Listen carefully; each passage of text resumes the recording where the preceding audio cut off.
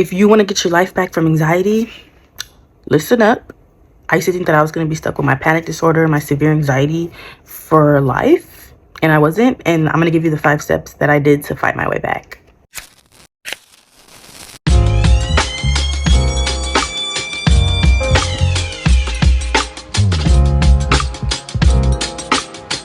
First of all, hi, my name is Adori. I'm a peer support specialist, and I was diagnosed with panic disorder, severe anxiety, and PTSD for 5 months.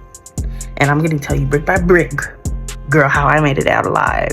It's been really heavy in my heart lately why been wanting to make this video, because I was on TikTok and I just see people like really discouraged about anxiety and health anxiety and panic disorder and everything like that. Now it's never gonna get better, and I'm here to tell you that it is. It really does get better, and I don't want anybody to feel like that forever, because I remember being that girl in that dark moment, and it's really scary. And I can really understand how you think your life is over. I thought my life was over.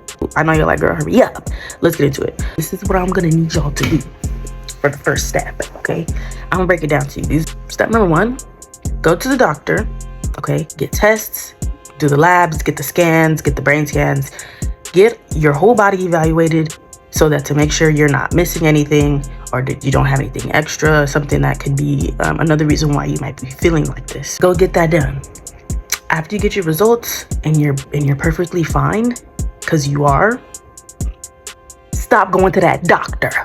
Stop going to the doctor. Stop going to the ER. Stop checking your heart rate. Stop checking your stop looking at your body, looking at to see how it reacts to stuff. Stop doing that. Because I'm gonna tell you right now, what you're doing is you're reassuring the anxiety that it needs to be there, and it doesn't. It doesn't need to be there. Well, correction, anxiety is normal, and it's everybody has it, but to the extent that it is, the nervous system is a little out of whack. It doesn't need to be like that, and you're reassuring it that it does. And with the fear that you're feeding back into your mind after you're checking your heart rate, you feed into it. It's a cycle. Break the scary cycle. Stop feeding into the negative thoughts and stop feeding into the fear. We don't need it. And just ignore the symptoms. I know. It's not about getting rid of the anxiety. It's about getting back to your freedom that you had before, when you could have the anxiety and everything was fine, right? Because everybody gets anxiety sometimes. It's life. Sometimes you're going to have to want to run. Sometimes you're going to have to be scared. It's anxiety. But we want to get it back to like your base level, right? Where you're regulated, basically. So what I'm talking about when I say ignoring the symptoms, it's not about avoiding it, because that's what makes it scary and hard. You kind of have to embrace the symptoms, and you have to acknowledge that they're there so that they can come and go, because that's exactly what they do. They don't last forever. They don't. You have to tell yourself, okay, this is anxiety, this is what's happening, and then go on about your day. Don't give it any reaction, because the moment that you do, the moment that you train your body that it needs to be there, you also train your mind to be afraid of it. So now you have to untrain it. So it's going to take a little bit of work. So that's why number 2 is to have a support system and some like good distractions, some healthy distractions. I was always around people. This is just what worked for me. I was always around my loved ones, the people that I felt safe around. I used to play a game on my phone, the 2048 game. I was on that game all the time. Every time I would feel like a symptom come up, I'm on my phone. I'm on that game, because it is hard. I understand. It is going to be hard to just avoid it, especially when you're in the process of retraining your brain to not be afraid of it. You're going to need a distraction. So I would suggest getting something healthy to do. Yeah, so safe people, safe things like that to distract yourself. Number 3, this is the one that's actually going to get you back to normal, right? You're going to heal your nervous system. So right now, your nervous system is in a state of distress. The reason why this is happening is because it's stuck. Something where your fight or flight was activated at a high intensity level for a while, for a long period. So now it's stuck up there. What triggered mine was work. Yeah, girl. And then I'm like, well, I haven't been through anything. I haven't. Your nervous system and your subconscious is clocked in all day. Even when you're not clocked in, they clocked in, and they're reading the room every minute of the day. So your stuff that you might not remember happening or whatever is always going to be in the back of the mind. So that's, for me, I wasn't realizing at the time. And so when I was having like my anxiety symptoms and all these craziness was going on, I thought I was losing my mind. I was like, what the hell is going on? Because I wasn't paying attention to my body. So for the number 3, we're going to do instill a lot of self-love and self-regulation. This is kind of like, what's the word I'm looking for? Damage control. It's damage control now, girl. For me, I did a lot of mindfulness meditation because that helped the symptoms come and go, so they didn't affect me as much. There's also like some tips and tricks, like if you open your eyes really big, you know when you're scared and you be like that, that's your body trying to get the information in from outside and get the data. So sometimes if you open like this and you just look around, your body will see that it's safe outside and it'll calm down. You really just have to look it up for yourself and see like what it is that your body responds best to. Somatic therapy helps a lot too if you're having if you need like some support in releasing some energy, some of that pent up energy that could be the reason why your nervous system is out of whack a little bit. I promise you, after you do that, you're gonna feel a lot better. You're gonna be a lot more calm and the symptoms are gonna start subsiding. I swear. It is work. So number 4 is a really important one as well. You need to pray, and if you don't have a God, then you need to instill some positive self-talk. You need to feed yourself some light, some energy, and you need to pray because it is going to take some inner strength. This is work, and with your body already going through what it's going through and like what that feels like, and then on top of that, you're gonna have to use your 5% of your conscious mind, because a lot of this is a subconscious, right? Now it's coming forth, so you're gonna need your energy to put in the work to get better. It takes a lot of inner strength, encouragement, and confidence that it will get done. It's gonna get done, because everybody has like their stress symptoms, the way their body works, their biology, right? It doesn't mean you're broken. It's just how your body works. And mindful meditation will help with this too, is to normalize it, because it is normal. Anxiety is normal. Stress is normal. The symptoms, they're there. Your body's not trying to harm you. It's trying to help you. Okay? It's trying to regulate itself. It's trying to give you information and data.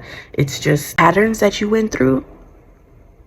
And now your body is kind of stuck in that state. You're not broken, actually. You're not broken. Your body's doing what it's supposed to do. You will get better. But you have to stop going. You have to stop reassuring the anxiety.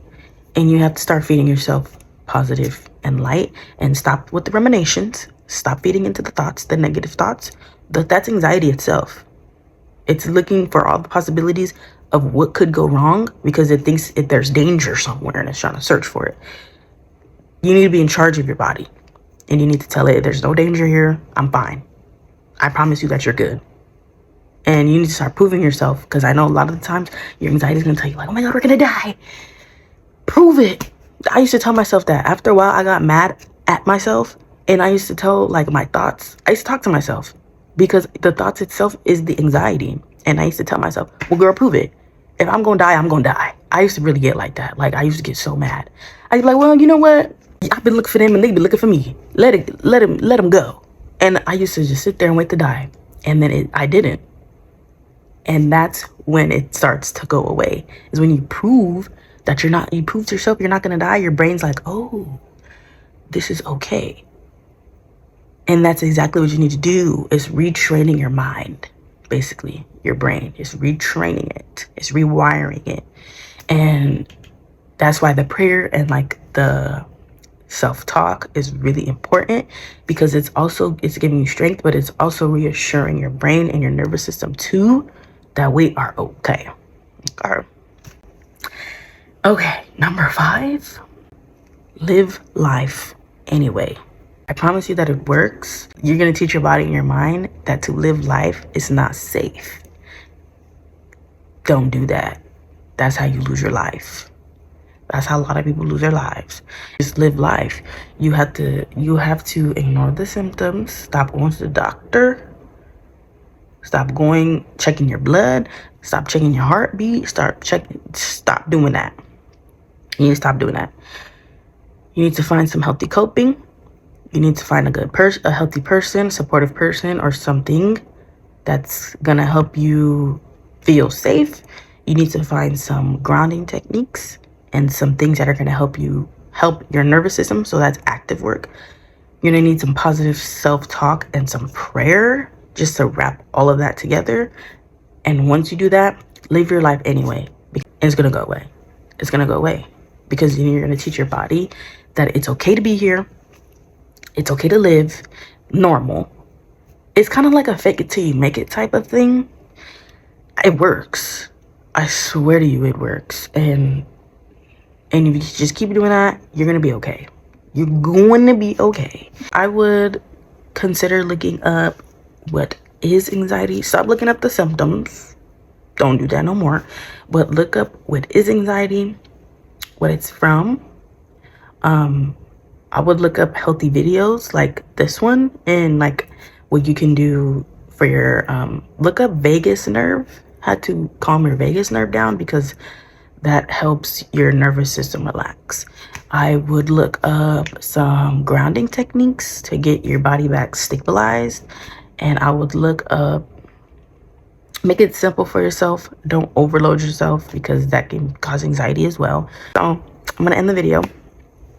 I really hope that this helped somebody out there, even if it helped one person. It's not gonna happen overnight because it's a process, just like how it happened. It's gonna be a process to get it back. There is micro progression. There's progression going on every day. Even if it's just you watching this video, that's progression. You're not as stuck as what anxiety is telling you. Stop listening to your anxiety. Anxiety is a liar. Okay? I know what you're going through. I feel you. You don't have to do it alone. I do have an email that I'm gonna link below. And for the resource for therapy, because therapy did help me a lot. You don't have to have money to go get therapy. You can go to, if you have Medi-Cal or whatever state you have your state insurance, go to your doctor. Your doctor will give you like therapists that take your insurance, or you could call 211 and get that therapy in, girl. But yeah, so I'm gonna also link some other resources down below, like crisis text line, just to chat with a counselor if you want to. Let me know how it goes. I'm actually curious. I want to know if these helped you. Hopefully see you at the next cookout.